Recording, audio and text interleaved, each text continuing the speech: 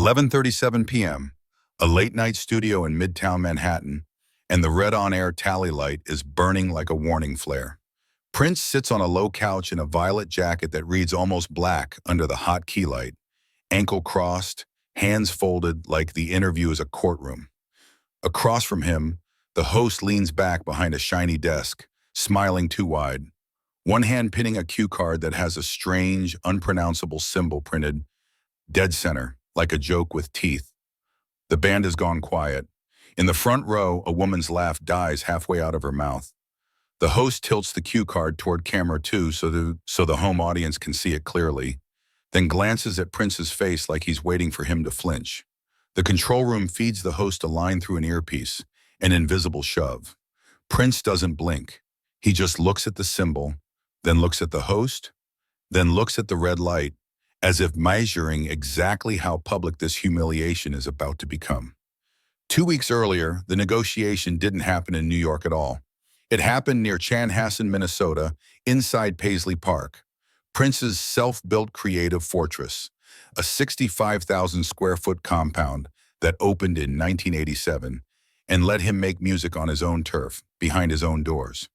The studio phone sat on a conference table under fluorescent light, and every question from the network sounded the same. Can he loosen up? Can he give us something real? The unspoken translation was sharper. Can he be controlled on camera? Prince had reasons to say yes, and they weren't comfortable reasons.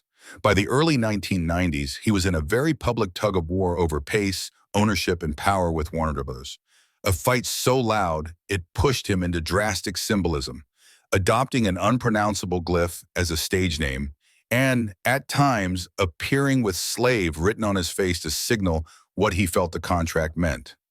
Every time his name became a punchline on TV, the industry got to pretend the conflict was eccentricity, not economics. And that is exactly why the host cue card mattered. It wasn't paper. It was a leash. Prince's relationship with television had always been complicated, rare, strategic, intense. One of the most circulated early examples was his 1985 MTV interview, when even basic questions about privacy and control carried a charge, like somebody trying to unlock a door he'd built for a reason. In this late-night booking, the producers promised respect, but the studio schedule told a different story. Commercial breaks were timed to spikes, not substance, and the desk was positioned so the host could physically look down his nose while the guest sat lower on the couch. The first warning sign showed up at rehearsal in the empty studio, seats covered in black cloth, camera 1 rolling test footage. A junior producer placed a small placard on the host's desk. Prince's name, except it wasn't a name. It was the symbol, printed large, centered, like a target. The producer joked about how the audience loves a bit, and someone else laughed too fast. Prince's handler, tight suit, clipboard, eyes always scanning, watched the host's monologue notes get clipped together with a metal binder that glinted under the stage lights. That afternoon, Prince arrived through a back corridor to avoid the lobby cameras, passing a wall of glossy network headshots that looked like a museum of smiling gatekeepers. In the green room, a tray of fruit sweated under plastic wrap, and a single bottle of water waited with the cap already loosened. Someone else's touch, someone else's assumption. On the couch, Prince didn't snack. He tuned to silence instead. When a producer asked for one funny story, Prince answered with a small nod toward the studio door, as if to say, the story is out there and it's already trying to eat him. 5 minutes before airtime, the host team did what teams always do when they smell blood. They practiced the sting. The cue card with the symbol got waved like a prop. A writer whispered a line that framed Prince's as difficult, the way black genius has so often been reduced when it refuses to grin on command. The host tried the rhythm out loud. Pause, smirk, punch, while a stage manager counted down with fingers.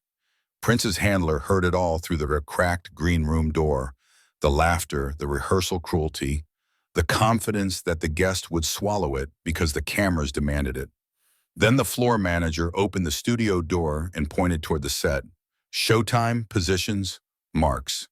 Prince walked in without rushing, heels clicking once, then stopping as he reached the couch. He looked at the desk. He looked at the printed symbol. He looked at the host's smile that said, "This is my house." The band hit the theme, the applause sign lit up, and the red on-air tally light turned the whole room into a trap you could see. The first segment went down smooth on purpose. A compliment, a soft question, a little laughter. The host let Prince speak just long enough to make the audience relax. Then the host's fingers slid under that cue card again, lifting the symbol like a mask. The host angled it to camera 2, eyes sparkling with the thrill of a public uppercut, and said the line that turned the interview into an ambush. The artist formerly known bit, delivered like Prince's identity, was a novelty keychain. Prince didn't interrupt. He didn't argue. He didn't raise his voice. He just stared at the cue card, then at the host, then at the red light, like he was deciding whether to play the role the studio wanted or end the scene on his own terms. And in the control room, a producer's hand hovered over the button labeled commercial, ready to cut away the moment the guest stopped being manageable. That morning, the network sent a segment rundown to Prince's team, and the word that jumped off the page wasn't music or tour. It was the line about the cue card, visual gag, with the symbol printed beside it in thick black ink, as if the desk itself needed permission to mock him. In the same email thread, a producer wrote something breezy about the audience loves it, and Prince's handler circled the phrase in red pen like it was evidence. The symbol wasn't a joke in that room. It was the entire battle, shrunk down to a rectangle of cardstock, meant to be flashed toward camera 2. By lunchtime, there was a phone call that felt like a negotiation and a threat at the same time.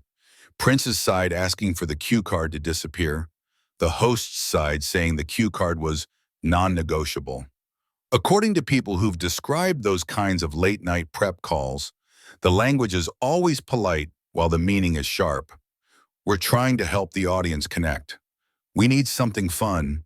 He can take a joke, right? And Prince's handler kept returning to one anchor detail. The desk. The desk is where the host sits higher. The desk is where the cue card lives. The desk is where humiliation becomes format. That night at rehearsal, the studio was empty again, and the on-air light was dark, but the power dynamic was already lit. A stage manager walked Prince to the couch, tapped a piece of tape on the floor, his mark, and pointed to the host's chair behind the desk like it was a throne. The host's writers huddled near camera 1 with their pages, practicing the beat, where the cue card gets lifted and angled just right. One of them muttered, "Hold it a second longer so they can read it," and the host nodded without looking at Prince, as if the guest was a prop that would behave. Prince didn't storm out. That's the part that makes the story sting, because restraint is often the weapon of the controlled. He sat on the couch at his mark, legs still, gaze steady, and let the host run a friendly question about music, until the host's hand drifted back to that cue card again. The host lifted the symbol half an inch, testing the water, and Prince's eyes tracked the motion like a hawk watching a blade. A producer near the monitors whispered, "He's not laughing," like laughter was a required signature on the contract. The next step came in the green room, under makeup lights that flattened everybody into television-friendly angles. A stylist adjusted Prince's collar while a segment producer tried to coax a soundbite. "Can you say your name for the audience? Just say it into camera 2. It was a trap dressed like clarity. Saying the name meant agreeing to the framing, that the symbol was a gimmick, not a protest. Prince glanced at the mirror, bright bulbs, pale glare, and then at the open door where the studio desk waited. People who've watched him in tense interviews have noted this pattern. He doesn't fight for volume, he fights for meaning. And the meaning was sitting on that cue card. Back on set, the crowd filed in, and the applause sign flickered like a commandment. The host walked out first, soaking up cheers, slapping the desk with the confidence of someone who knows the room belongs to him. Prince entered second, applause polite but curious, and the host took an extra second to look him up and down, jacket, posture, stillness, before pointing him toward the couch. In the control room, somebody called for a tighter shot when the cue card appeared on the desk. Even before it was raised, it was staged. Camera cue, prop placement, the geometry of power. When the interview began, the host started with sweetness. the way a pickpocket starts with a smile, a compliment about talent, a nod to legacy, then a pivot. "So, what do we call you now?" Delivered with a grin meant to invite the audience to laugh with him, not listen to Prince.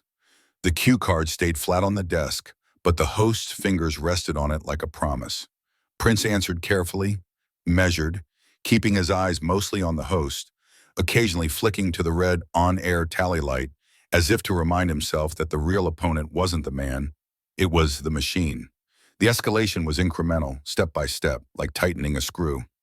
The host repeated the formerly known phrasing, turning it into a running gag, and each time he did it, he tapped the cue card with the symbol tap, tap, as if summoning the punchline.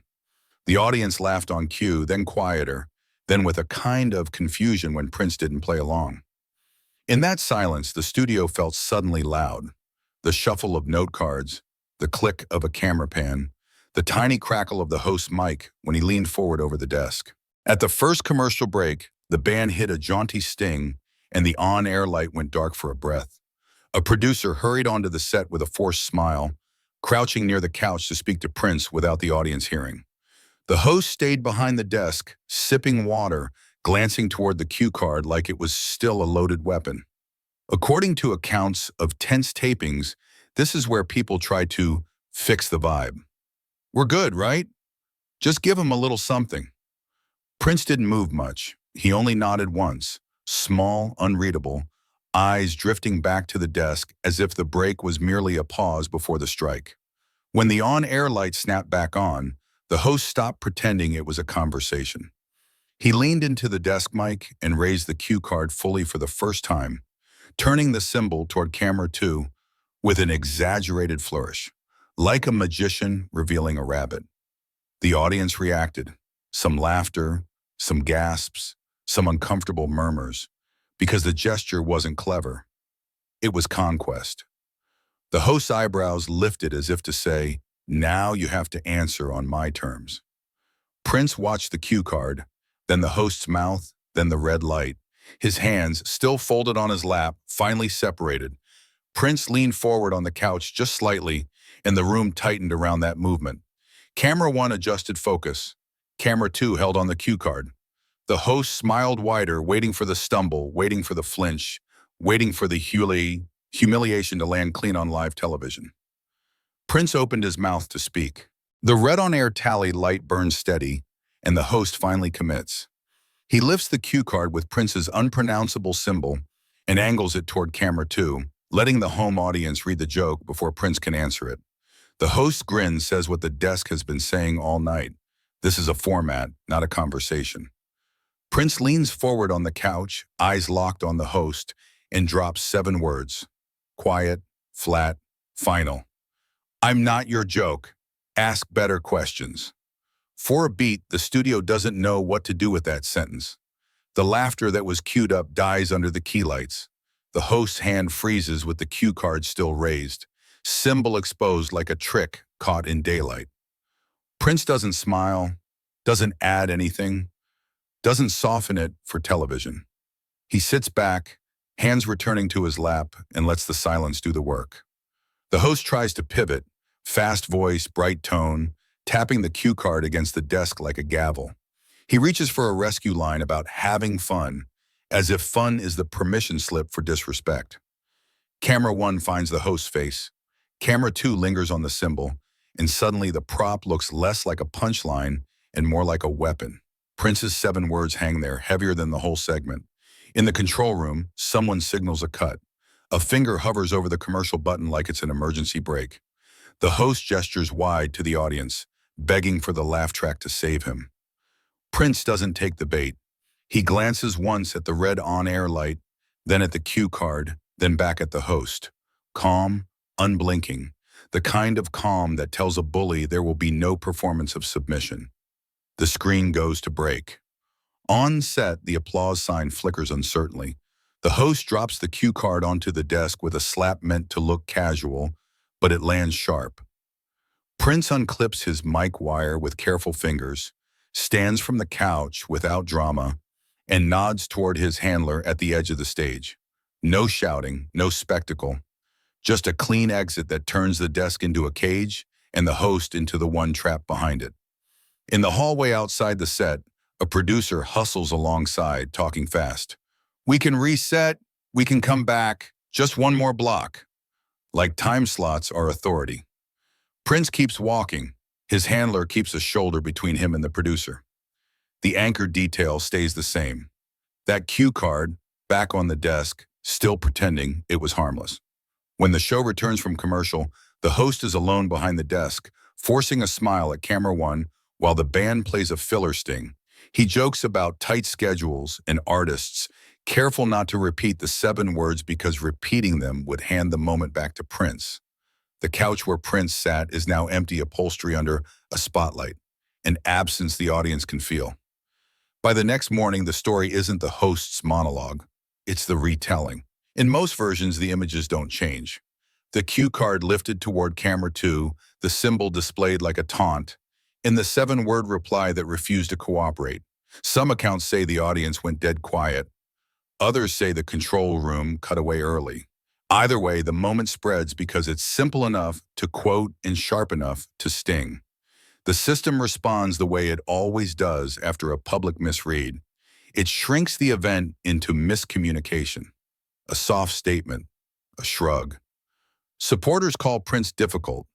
Supporters of Prince point to the desk, the couch, the cue card, and ask why humiliation is always packaged as comedy when the target refuses to smile. The symbol becomes the center again. Not a gimmick, but a boundary. And that's what those 7 words did on live television. The host thought the cue card would force Prince to explain himself inside someone else's framing.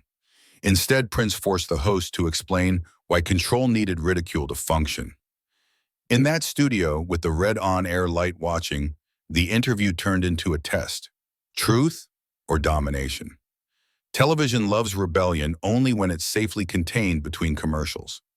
That night, the desk tried to make Prince a punchline, and the cue card tried to make identity a toy.